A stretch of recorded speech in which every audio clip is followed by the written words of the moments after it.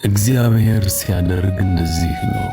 መቼም እሆናለሁ ብላችሁ ያላሰባችሁትን ሲያደርጋችኋል። መቼም እወጣለሁ ብላችሁ ካላሰባችሁበት ቦታ ያወጣችኋል። መቼም ይሳካል ብላችሁ ያልጠበቃችሁትን ህልም ያሳካላችኋል። መቼም እቆምበታለሁ የማትሉት ቦታ ላይ ያቆማችሁ። ሰላማት ቤተሰብ ከመይ ኣለኹም? ኣነ ሰላም እየ እግዚአብሔር ይመስገን። ከመይ ኣሎ ጤና ኩሉ ሰላም ለማዓንቲ ማለት እዩ። ከምዚ ኩሉ ግዜ ዝምነዮ ዝነበርኩ መዓልቲ ደስ ዝብል መዓልቲ ደስ ዝብል ሰንበት ይነብዕ ኣለና። ቅድሚ ምጅማርኩም ፋሚሊ ሓደ ነገር ከይቸግረኩም ኩሉ ግዜ ዝብለኩም መጀመርያ ላይክ ግበርዎ፣ ምክንያቱ ባዕሉ ሸር ስለ ዝገብሮ። ካልኣይ ነገር ለ ሰብስክራይብ ግበሩለይ ፕሊዝ ማለት እዩ። ያው ናይ ክጠቕመኒ ይኽእል እዩ ንኣኻትኩም ለ ዋላ ኣይጥቀምኩም ግን ናይ ብጣዕሚ ስለዝጠቕመኒ ማለት እዩ። ሎማዓንቲ ሰንበት ደብረ ዘይት ለ ክዓብፅሕኩም ክዓብፅሕና ክብል ይደሊ መጀመርያ ማለት እዩ። ኣብዚ ቅድስት ድንግል ኪዳነ ምሕረት ሎማዓንቲ ደስ ዝብል ውዕለ ኢና ውዒልና ቤተክርስትያን ብዝኩሉ ግዜ ሰንበት ዝውዕሎ ቤተክርስትያን እዩና ቤተክርስትያንና ሓዲርና ደስ ዝብል ሓዳር። ምክንያቱ ሎማዓንቲ ዝሓሰብክዎ ኩሉ ግዜ ዝሓስቦ ነበርኩ ሓሳበይ ስለለሳካዕኩ ብጣዕሚ ደስ ኢሉና ኩሉ ግዜ ስደትና ኣለኹ ሲስተርሲ ኣቕርብያ ኩሉ ግዜ ኣብ ወርሒ ኣብ ክልተ ወርሒ ከላስ ኣቕርብያ ኢሉና ነይራና። እሺ ኢላስ ኣይትቕርባይ ነይራ። ካብኡ ግን ደስ ዝብለኒ ነገር መፅአ ሎማዓንትስ ሃንደበት ከይሓሰብክዎስ ክቕርባን እየኒ ኢለ ሓሲበ ጓሌ ኣቕርበያ ሎማዓንቲ ማለት እዩ። ደስ ዝብል ያው ኣብ ቤተክርስትያን ሓድር ኢልካ ትመፅእ ዘለካ ምናምን ዘለዎ ስምዒት ክነግረክን ኣይኽእል እዩ። ብጣዕሚ ደስ ዝብለካና ያው መንፈስካ ሕድስ ይብል ኢለ ሓስብ ኣነ ኩሉ ግዜ ከማይ ትኾኑ ኩሉ ሰብ ማለት እዩ። ኣብዚ ለይቲና ከይድና ሰዓት 9 ተኣምር ኪዳን ሰሚዕና ብጣዕሚ ደስ ዝብለካ ማርያም። ምክንያቱ እንታይ ከማይ ኢሉ ኩሉ ሰብ ኣይፈልጥ ብቻ ቤተክርስትያን ትኸተል ኣለኹ ብጣዕሚ ደስ ዝብለኒና። ሓደ ግን ክነግረክን ዘለኹ ግን በተለይ ኣብ ስደት ነርካ ዓዲ መፂኻ ቤተክርስትያን ተዘውትር ትኾንካ ዝኾነ ሰላም እዩ ዝስምዐካና ኩሉ ግዜ ክብለክን ንደሊ ካብ ስደት ትምለስ ተለኽን ቤተክርስትያን ፉተያ ጭንቀት ክንድዩ ኩሉ ነገር ብጣዕሚ ይልቐለካ። ምክንያቱ ካብ ሰብ ትነግሮ ቤተክርስትያን ከይድካ ትነግሮ እዩ ደስ ዝብለካና።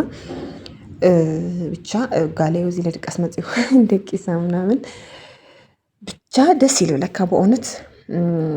ኣብዚ ነቂሓ ከያ ነቂሓ እና እዚ መስታወሻ ያክል እየ ፎቶ ናቀረፅኩ ገለና ብቻ ደስ ይብልኒ ብእውነት ኣብዚ ለ እና ሓደ ነገር ክንግርክን እንደለኹ ኣነ ረመዳን ቀሪቡ እዩ ዝተወሰነ መዓልቲ ቀሪቡ 3 መዓልቲ እዩ ቢያንስ 5 ተወዲያ ዓርቢ ገለ እዩ ዝኾኑሎ በዓለምና ደቂ መዳም ዓይነይ እውን እንኳዕ ደስ ዘለክን ረመዳን ብሰላም ተወዲኣኒያ። ያው ዝተወሰነ መዓልቲ እኳ ይቀረዮ ግን እናተጠንቀቅክን ምክንያቱ ከዚ ብጣዕሚ ፅሬት ዝበዝሕ ከምዝበኣነ ዝፈልጦና ብጣዕሚ ከትፅሪ ጠረን ላዕሊ ትድይብ መሩሓ ምናምን ብጣዕሚ ተጠንቀቃ ብጥንቃቐ ዘድልዮ ነገር እሱ እዩና። ምክንያቱ ብዙሓት ኣሕዋትና ላብ ላይ ይኾኑ ይወድቃ እሞ እግረን ወይ ኢደን ይውቃዓ ብደንብ ዝፈልጥ ስለዝኾንኩ ያው ኣነ እውን ከማ ክነሓፍትኽን ኣብኡ ስለዝነበርኩ ኣብ ስደት ኢና ተጠንቀቃ ብጣዕሚ ብጥንቃቐ ዘድልዮ ማለት እዩ። ኣብዚ ደስ ይብለካ በእውነት ሓሳብካ ተሳኺዑ ትሳካዕ ተሎ ያው እዚ መጨረሻም ቅዳሴ ወፂኦም ደገ ምኽርና መኽሩ ኢና ብጣዕሚ ደስ ዝብል ገዛና ኣቲና ቁርሲ ያው ሰሪሐ እየ ከይደ ኣጋጣሚ መፅእ ክሰርሕ ስለለይደለኹና ቁርስና መፂናስ ቆሪስና ደስ ኢልዎ ዋላ ጎሊለ ማለት በቃ ከምዚ ስጋ ደሞ ተቐቢላ ምናምን ኩሉ ግዜ ልሙን ነበርኩ ሓሳብ እዩና የኔ ቆንጆ ናተይ ማዕረይ ናብ መንባረይ ትርጉም ብጣዕሚ እየ ልፈትዮ ክዛናተይ በቃ ክነብረሉ ልደልየሉ ዝዓለም ደስ ላ እዩና በቃ ተመስገን እግዚአብሔር አምላክ ብጣዕሚ እየ ለመስግኖ በእውነት። ዝተባረኸት ቆልዓ ከሎ እግዚአብሔር አምላክ ለሲ ቢያንስ ብሓደ ገፅ ትጎድበልካ ተሎ ብሓደ ገፅ ይኽሕሰካ እዩ ልበሃል ሲ ቢያንስ ወላ በይኒ ትዕብያ ተለኹ ትኸብደኒ ግን እግዚአብሔር መስገን ብጣዕሚ እየ ደስተኛ ምስኣ ኮይነ ዝነብር ኣለኹ ብቻ ካብ ንነግረክልን ብላዕሊ ማለት እዩ ተመስገን። ኣብዚ ቀደስ ይልዋ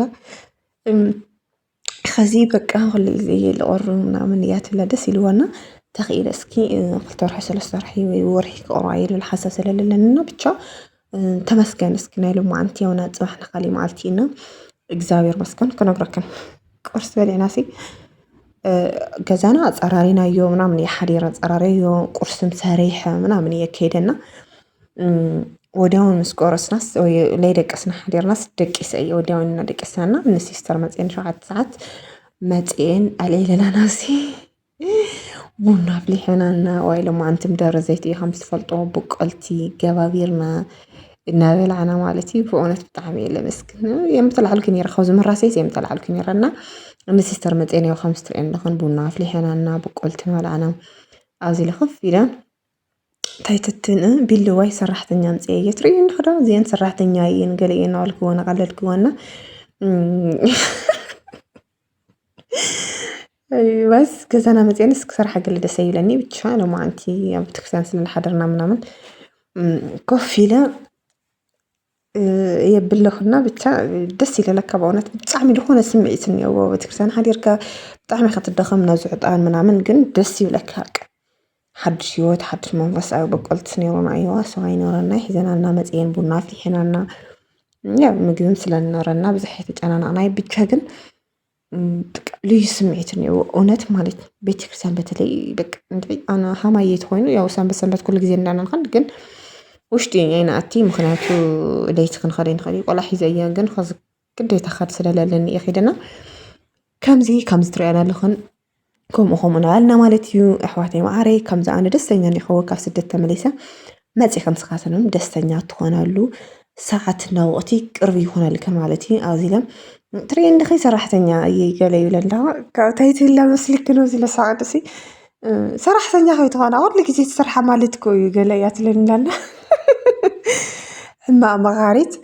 እዘረ ግን ኣብዚ ኣለ ሰላጣና ሰራሕራሕ ቢልና ያው ፀሕ ስለዝነበረና ምሳሕና ብልዕሊ ዕቢልና ውይ ደስ ይብለካ በእውነት ኣብዚ በቃ የመጀመርያ በዓልቲ የገዛና መፅአን ንሰርሕ ኣለና ያው ገዛና መፅአን ኩሉ ግዜ ጋይሽ ኮይነን እየን ኮፍ ልብላ ዳኣና ኣለና ደስ ዝብለንና ኣብዚ ብልዕሊ ዓቢልና ምሳሕና ገለ ማለት እዩ ቡናና ብጣዕሚ እየ ለመስግን ኣሕዋተይ ማዕረይ በቃ ብዙ ትርዳእለይ ምክንያት ተደቢርኒ ይኹን ደስተኛ ኮይኑ ይኹን ብጣዕሚ እየ ንርዳእለይ በነገራችን ለ ብዙና ብጣዕሚ እየ ክመስግን ደሊ ያው ኣሕዋትካ እየን ጓናን ካብ ጓኖ እየ ሓልፊ ኢና ብልተኻነካ መጠን ኣሕዋትካ ያው ጥዕሊ ይብልካ እኮ ምንም ክትገብር ኣይትኽእል ተሃሊካ ግን ምስ ኣሕዋትካ ክትቀራረብ እኒአካ ኢለ ዝሓስብ ኣነና ካብ ብናደገ ሰብ ምስ ኣሕዋትካ ትኮይኑ ኩሉ ነገር ውሽጢ እዩ ምስ ኣሕዋትካ ተዋግዖ ደስ ኢልካ ተዋግዖ በቃ ናብ ውሽጢኻ ኢኻ ተዋግዕና ከውፀለይ ደይኮን ገለ ተይተጠራጠርካ ብደንብ ኢና ንቀራረብ ለለ ከም ኣዕርኽቲ ኢና ንሕና ከም ኣሕዋት ዘይኮነስ ከም ኣዕርኽቲ ኢና ንሕና እንቀራረብና ደስ ዝብለኒ ነገር ሃሙ እዩ ናብ ውሽጥና ኢና ነዋግዕ ናብ ውሽጥና ኢና ንስሕቕ ብቻ እግዚኣብሔር መስገን ያው እግዚኣብሔር ተይውካ እያ ከም ትኾን ዝበሃልና በተለይ ኣጓላት ዘለዋ ግን ኣሕዋት ግን ብደስታ ኮና ደስተኛት ኮይንክን ክትነብራ ምስ ኣሕዋት ግን ተቀራረባ